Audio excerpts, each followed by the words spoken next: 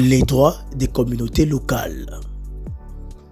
Les communautés riveraines ont un grand rôle à jouer dans la mise en œuvre efficace des politiques, programmes et projets de conservation des ressources naturelles.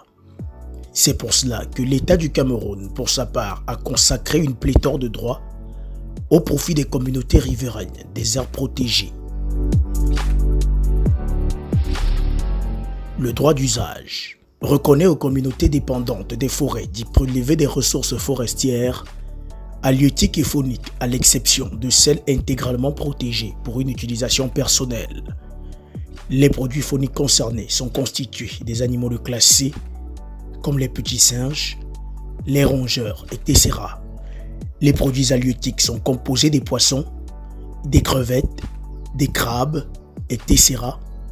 pêchés dans les cours d'eau et rivières du village. Les produits forestiers non ligneux, les écorces et autres plantes médicinales pour se soigner, les légumes, les fruits, le miel, les chenilles, les escargots, etc. Les produits forestiers ligneux pour des besoins de construction des habitations, maisons et ne pouvant dépasser 30 mètres, en bambou, raffia, bois de chauffage. Le droit de préemption. Les communautés doivent acquérir en priorité la vente des produits végétaux ligneux, non ligneux, ainsi que les ressources fauniques ou halieutiques issues des forêts dont elles sont dépendantes. L'attribution en priorité de toute forêt susceptible de devenir une forêt communautaire ou une zone d'intérêt synergétique. Arrêté numéro 0518/MINEF/CAB du 21 décembre 2001. Ceci veut dire qu'avant d'autoriser l'utilisation d'un espace forestier autour des villages, l'administration doit d'abord s'assurer que les communautés n'ont pas encore sollicité cet espace. Le droit au clip.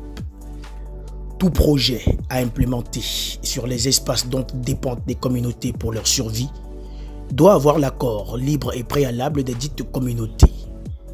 Les conventions que le Cameroun a signées demandent que la consultation obéisse aux exigences du consentement libre, informé et préalable, c'est-à-dire consentement.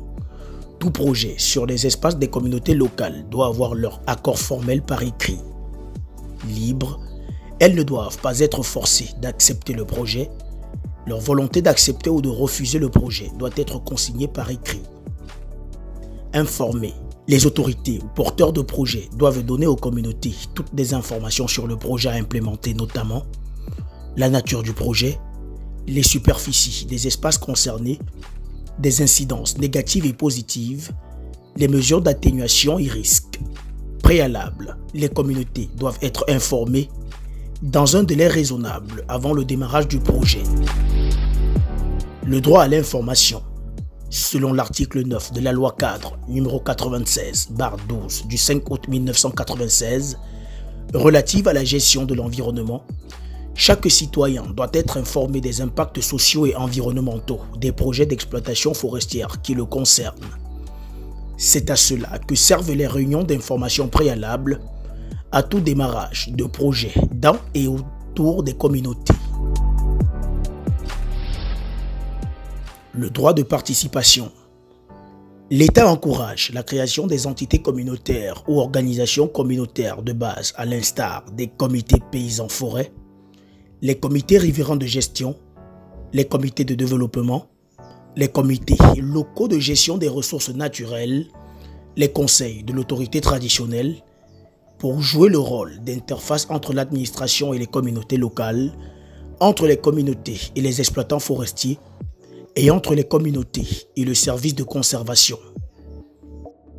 De façon générale, ces entités jouent les rôles suivants: animation, sensibilisation des communautés, information de l'administration, service de la conservation, MINFOF, et des communautés riveraines du parc, participation à l'élaboration des plans de gestion forestière, participation à l'exécution des travaux en forêt, surveillance du parc.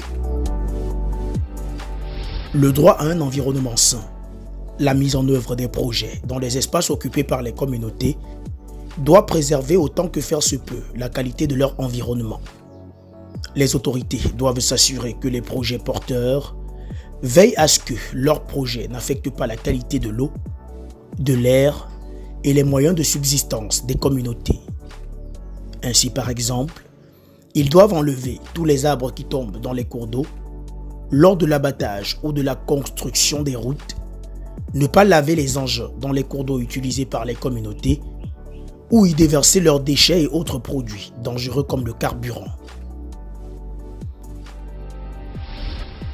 Le droit à un travail décent. La loi prescrit une discrimination positive au profit des locaux. Elle exige qu'à compétences égales, la priorité doit être donnée aux locaux. Ces personnes recrutées au niveau des communautés doivent avoir les mêmes droits que ceux recrutés ailleurs et avoir par exemple le droit à un contrat de travail, à la sécurité sociale, à un salaire décent. Le droit au partage des bénéfices issus de l'exploitation forestière et faunique.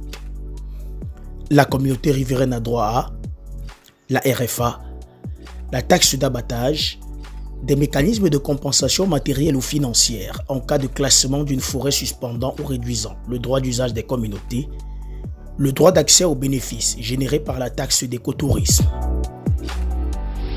Les droits d'accès aux bénéfices générés par les activités écotouristiques. Le parc a à côté des objectifs de conservation, des activités de divertissement. Ces activités peuvent être menées par les communes, les particuliers et même le service de conservation. L'arrêté 076 précise qu'un montant soit reversé aux communautés riveraines en appui à leurs projets de développement. Le droit de propriété. Les communautés locales ont un droit de propriété sur les terres qu'elles occupent traditionnellement et mettent en valeur.